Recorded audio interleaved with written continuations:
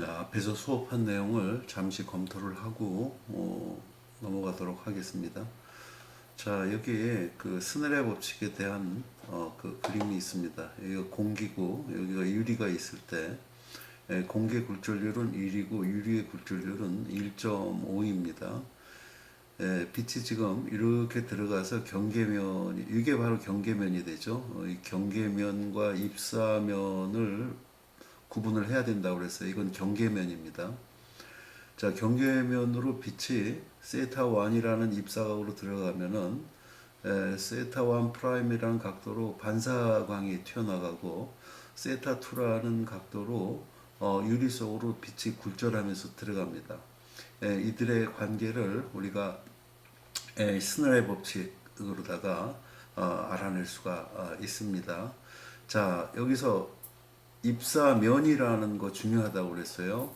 입사관과 경계면에 대해서 수직한 선, 이 수직선을 법선이라고도 합니다. 입사관과 수직한 선, 법선을 포함하는 면을 입사면이라고 했습니다. 그래서 이 그림에서는 이 스크린 면이 입사면이 되겠습니다. 경계면과 입사면을 확실하게 구분할 줄 알아야 됩니다. 자, 이 스넬의 법칙을 그 프랑스의 수학자인 페르마가 왜 빛은 정반사하고 굴절하는가를 즉 빛은 왜 이렇게 직진해서 여기 도달하지 않는가를 그 프랑스의 페르마라는 수학자가 밝혔습니다. 그걸 우리가 페르마의 법칙 또는 최소 시간의 원리라고 부릅니다. 빛은 A에서 B점까지 이동을 할 때 절대로 가장 짧은 길을 택하지 않고 시간이 가장 적게 걸리는 길을 택합니다. 이걸 최소 시간의 원리, 페르마의 원리라고 부릅니다. 자, 굴절률과 빛속도입니다. 굴절률이 n인 물질에서의 빛의 속도는 굴절률 분지 공인기 중에서의 속도만큼 느려지게 됩니다. 그래서 다이아몬드의 굴절률이 2.5라고 할 때 다이아몬드 속에서의 빛의 속도는 30만 km/s가 아니고 12만 km/s로다가 줄어들고 이때 진동수는 변함이 없으면서 파장이 굴절률 분지 1만큼 짧아진다고 했습니다. 자, 빛을 포함한 모든 파동의 속도는 진동수 곱하기 파장으로 주어집니다.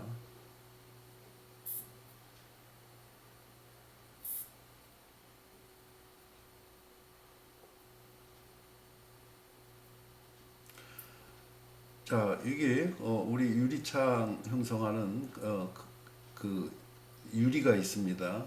이 유리의 굴절률 값이 이렇게 빨간 선으로 나타나 있는데 바로 빛의 파장에 따라서 굴절률 값이 각각 다르게 나타나죠.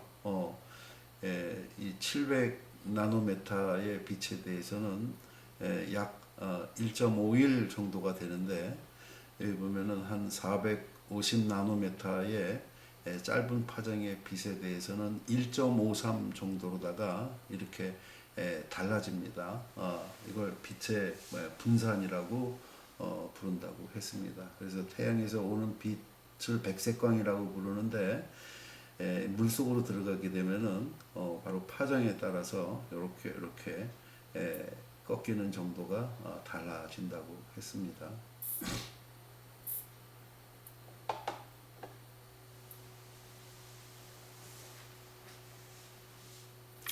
자, 여기 무지개가 있습니다.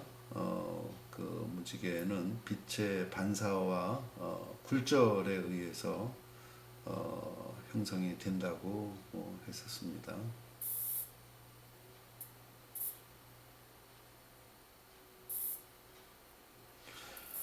전반사가 일어나기 위해서는 굴절률이 큰 물질에서 굴절률이 작은 물질 쪽으로 빛이 임계각 세타C보다 큰 각도로 입사했을 때 비로소 전부 반사가 일어납니다. 이 각도보다 작으면은 일부는 반사하지만 일부는 물질을 투과해서 바깥으로 나갑니다. 이건 전반사가 아니죠. 부분 반사죠. 그래서 전반사가 일어나려면은 조건이 두 개 있다고 그랬어요. 첫 번째, 굴절률이 큰 물질에서 굴절률이 작은 물질로 빛이 입사해야 되고, 임계각보다 큰 각도로 빛이 입사했을 때 전반사가 일어난다고 했습니다.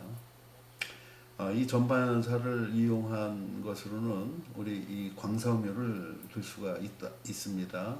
이 광섬유는 두 부분으로 나누어져 있어요. 가운데 부분을 코어라고 그러고, 코어를 감싸고 이 클레드라는 덮개가 이렇게 감싸고 있어요. 이때 코어의 굴절률이 클레드의 굴절률보다 N1이 N2보다 크기 때문에 임계각보다 큰 각도로다가 이 빨간색 빛을 입사시켜주면은 클레드 쪽으로다가 빛이 굴절되면서 나가질 않고 전반사가 일어나면서 100%이 빛 광신호를 수신자한테까지 전달시킬 수가 있습니다. 또한 이 전반사는 광섬에서도 이용이 되고 또 물속에서 바깥을 바라보는 잔망경에도 이 전반사가 이용이 됩니다. 자, 이게 바로 그 잠수함의 잔망경에 달려 있는 이 삼각 프리즘이 두 개가 달려 있는데 이 전반사가 일어나는 그러한 조건을 보여주고 있습니다.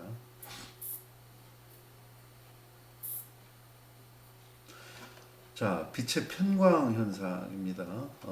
이렇게 태양에서 오는 또는 촛불에서 나오는 라이터에서 나오는 그 X축 성분과 Y축 성분을 다 갖고 있는 전기장을 바로 한쪽 축 성분만 X축 또는 Y축 중에서 한쪽 축 성분만 전기장 성분을 골라내는 것을 우리가 편광이라고 부른다고 했어요. 그래서 이 편광자 두 개를 이용하게 되면은 서로 이 편광자 두 개를 수직으로 놓게 되면은 우리는 뒤에 있는 빛을 보지 못하고 검정색으로 이렇게 보이게 된다고 했습니다.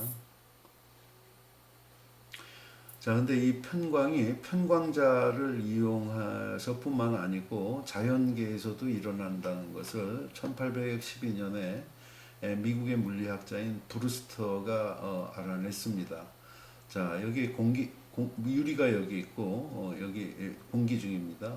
자, 태양빛이 이렇게 와갖고 세타 B라는 특별한 각도, 이 각을 브루스터 각이라고 부릅니다. 그러면은 일부는 반사가 되고 일부는 굴절이 되었고 유리 속으로 들어가는데 지금 이렇게 반사되는 빛의 전기장 성분을 보면은 이 빨간색 성분이 없어졌습니다. 이 빨간색 성분이 입사면과 수평하게 진동하는 전기장 성분이고 이 당구공처럼 생긴 이 동그란 것은 입사면에 대해서 수직으로 진동하는 전기장 성분인데 이 세타 B라는 각도로 들어오게 되면은 반사광이 바로 빨간색 성분, 입사면에 대해서 수평으로 진동하는 전기장 성분이 사라지고 수직으로 입사면에 대해서 수직으로 진동하는 전기장 성분만 반사가 되어 나갑니다.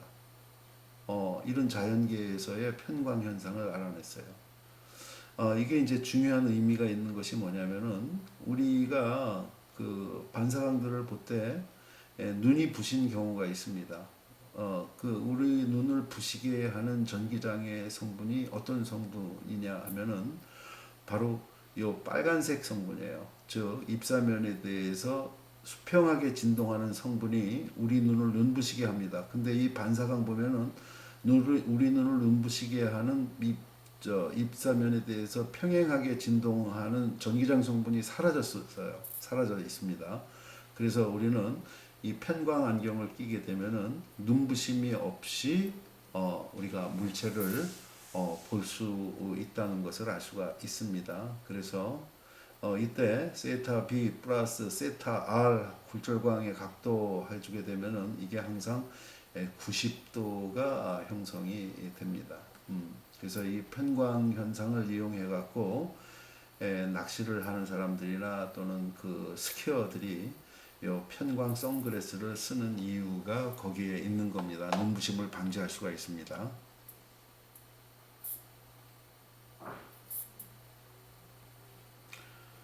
자, 이제 거울과 렌즈에 대해서 알아보도록 하겠습니다.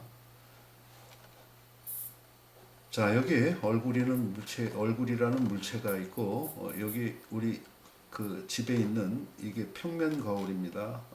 그러면 우리는 여기 상이 생겨져 있다는 것을 자기 얼굴 상이 여기 만들어져 있다는 것을 볼 수가 있습니다.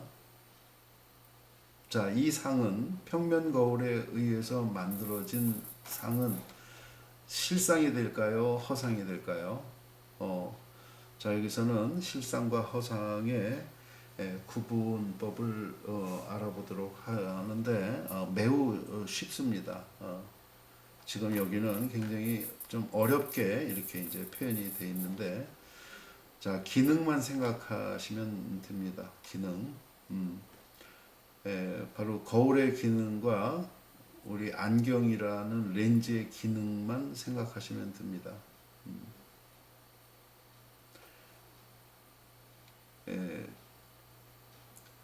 거울의 기능은 빛을 반사시키는 기능을 갖고 있습니다. 반면에 안경 렌즈의 기능은 빛을 투과시키는 기능을 갖고 있어요. 만약에 안경이라는 렌즈가 빛을 반사시키는 기능을 갖고 있다고 하면은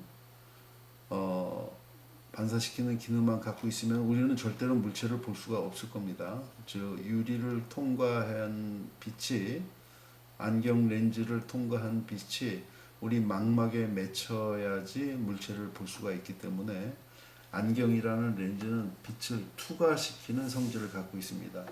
즉 거울의 기능에 맞는 상이면은 실상이 되고 맞지 않으면은 허상이 됩니다. 렌즈 기능에 맞는 상이면 실상이고 기능에 맞지 않는 상이면 허상이 됩니다. 우리가 평면 거울을 통해서 자기 얼굴을 볼 때 세수를 하고 나서 자기 얼굴은 거울 뒤쪽에 보입니다. 그래서 허상입니다. 거울의 기능은 빛을 반사시키기 때문에 거울 앞쪽에서 상이 만들어져야지 거울의 기능에 맞는 상이 됩니다. 뒤쪽에 있기 때문에 거울 기능에 맞지 않아요. 반사 기능에. 우리가 이 평면 거울이 아니고 오목 거울을 통해서 우리 얼굴을 보게 되면은 놀라운 일이 벌어집니다. 입체 영화를 보듯이 바로 거울 앞쪽에 우리 얼굴이 만들어져 있는 것을 알 수가 있습니다. 바로 반사 기능에 맞는 상이기 때문에 이때는 이게 실상이 되겠습니다. 그래서 기능만 생각하시면 되겠습니다. 이게 너무 어렵게 이렇게 표현이 되어 있습니다. 자, 여기 평면 거울 나와 있어요. 자, 조금 전에 설명한 것처럼 거울의 기능에 맞지 않기 때문에 이건 허상이 만들어집니다. 그래서 평면 거울을 통해서 얼굴을 보게 되면은 30cm 얼굴이 떨어져 있으면은 30cm 뒤쪽에 자기 얼굴 상이 만들어져 있어요. 그래서 거울로부터 상까지의 거리나 거울로부터 얼굴 물체까지의 거리나 똑같습니다.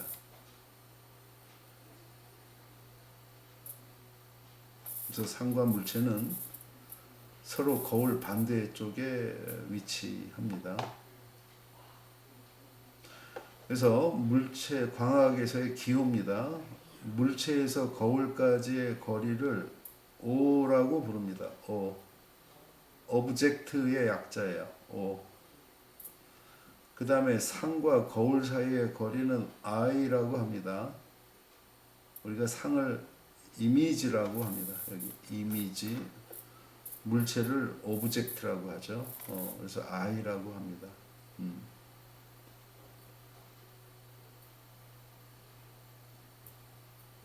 그래서 허상으로 나타날 경우에 부호는 마이너스 값이 붙습니다. 실상일 경우에는 플러스 부호가 붙습니다. 광학에서는 기호가 매우 중요합니다. 거울은 크게 세 종류로 나누어집니다. 평면 거울, 오목 거울, 볼록 거울, 이렇게 세 종류의 거울이 있습니다. 자, 여기 거울에 의한 그 광선 추적이 그림으로 나와 있습니다. 자, 여기 물체가 있으면은 똑같은 거리 여기에 상이 생겨 있습니다. 평면 거울에서. 그러면은 이 지점에서의 반사광은 마치 여기 있는 허상으로부터 빛이 나오는 것처럼 이렇게 반사가 된다는 거죠. 그래서 이 평면 거울에 의한 입사광과 반사광은 항상 같은 각도가 되겠습니다.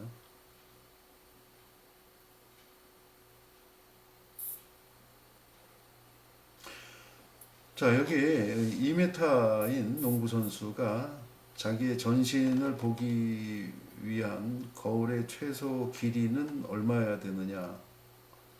자, 우리 눈으로다가 빛이 와야지 자기 몸을 볼 수가 있겠죠. 그래서 이 눈을 기준으로 해서 요 머리 끝부터 이렇게 들어온 빛이 정반사해서 자기 눈 속으로 들어오고, 발끝으로부터 이렇게 들어온 빛이 정반사해 갖고서는 자기 눈으로 들어오게 되면은 머리 끝부터 발끝까지 다 볼 수 있게 되는 거죠. 그때 이 거울의 길이는 이 농구 선수 몸 길이 2m의 반이면 됩니다. 즉 1m만 있으면은 이 2m인 농구 선수는 자기 몸의 윗부분과 아랫부분을 다 볼 수가 있습니다.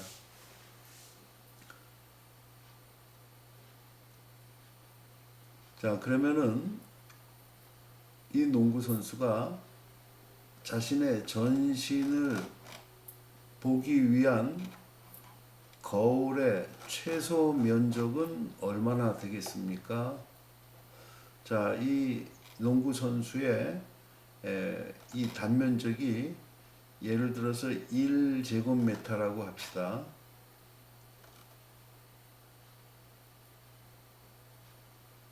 자, 우선 길이 부분 보면은 2분의 1이면은 볼 수가 있어요.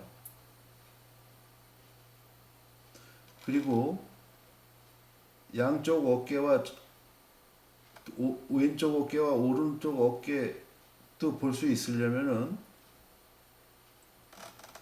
폭으로는 요 몸의 면적의 가로의 2분의 1이면 될 겁니다. 그래서 토탈 면적은 이 사람 몸의 표면적의 그 단면적에 2분의 1 곱하기 2분의 1 하면은 4분의 1 제곱미터면은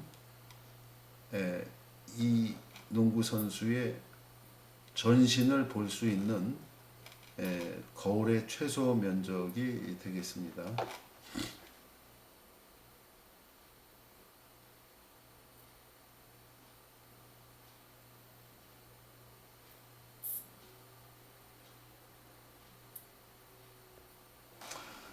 자, 여기 반경이 R인 그 오목 거울과 볼록 거울이 나타나 있습니다.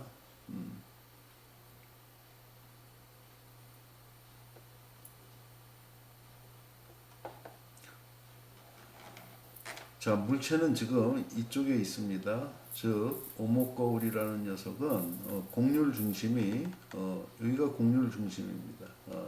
이 오목거울을 계속 연장을 이렇게 하면은 반경이 R인 9가 되겠죠. 바로 이 센터 요 지점을 곡률 중심이라고 부릅니다. 이 C점을 즉 곡률 중심과 물체가 같은 쪽에 있습니다. 이 유리에 그 오목거울의 왼쪽에 같이 있어요. 이런 거울을 우리가 오목거울이라고 부릅니다. 자, 볼록 거울 볼까요? 여기 사람 얼굴이 여기 있습니다. 근데 이 볼록 거울을 갖다가 연장 이렇게 하면은 반경이 R인 9가 되겠죠. 그래서 이 9의 중심, 곡률 중심은 오른쪽에 있습니다. 그래서 물체는 여기 있고 곡률 중심은 반대쪽에 있죠. 그래서 이거를 우리는 볼록 거울이라고 합니다. 그래서 오목거울은 빛을 수렴하는데 모으는데 사용을 합니다. 그리고 이 볼록 거울은 넓은 영역을 볼 때 사용을 하게 됩니다.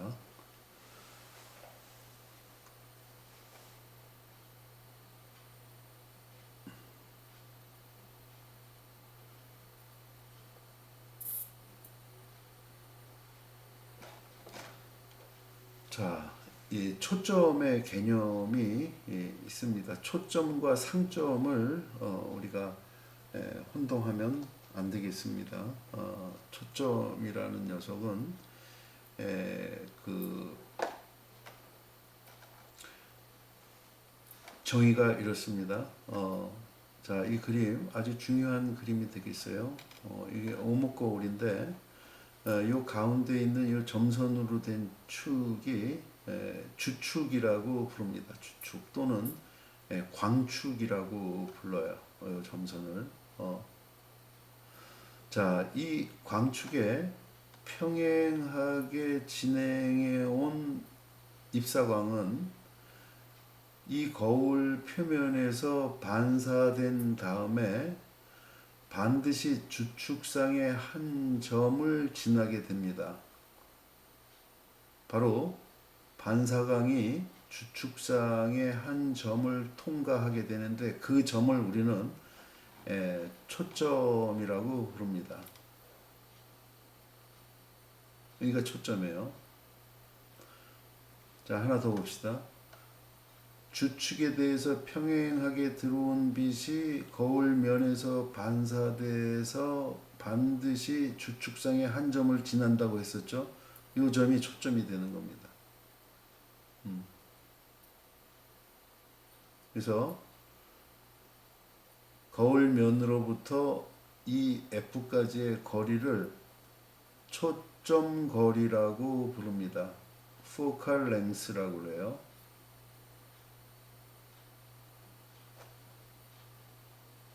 그래서 이 초점까지의 거리가 부호가 플러스인 녀석을 오목거울이라고 하고 부호가 마이너스인 녀석을 볼록 거울이라고 부릅니다.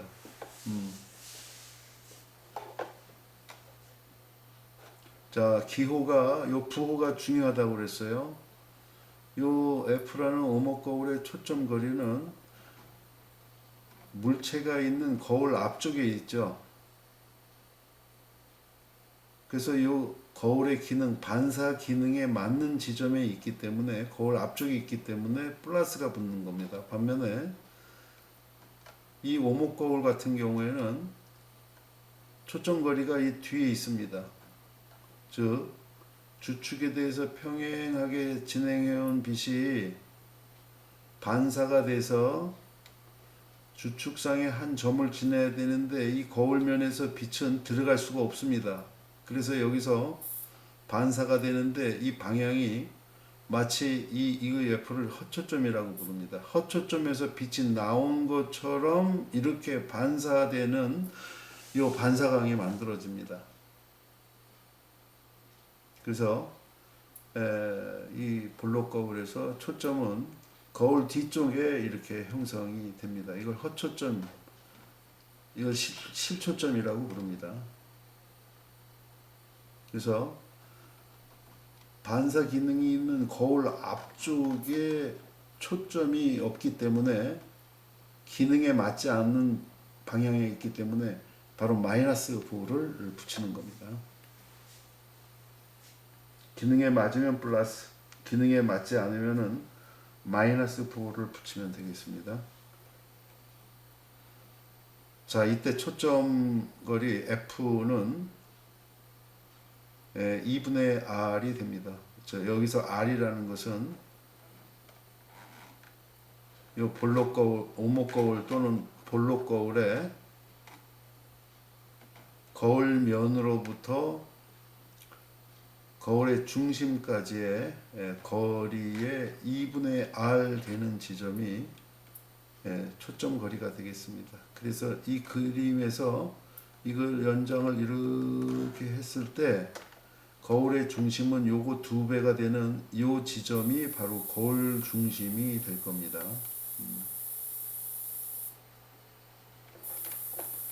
그래서 R이라는 것은 거울의 중심으로부터 거울면까지를 R이라고 부릅니다.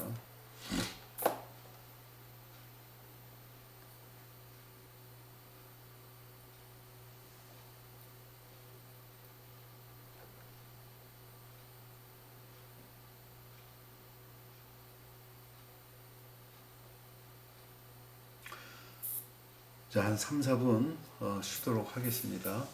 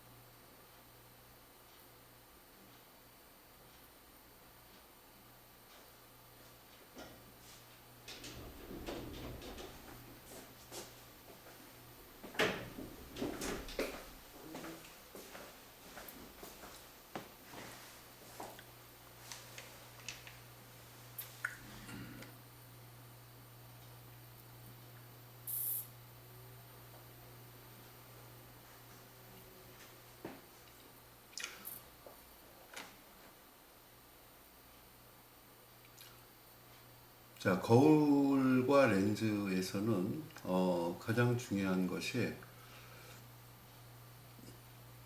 물체의 상이 실상이냐 허상이냐,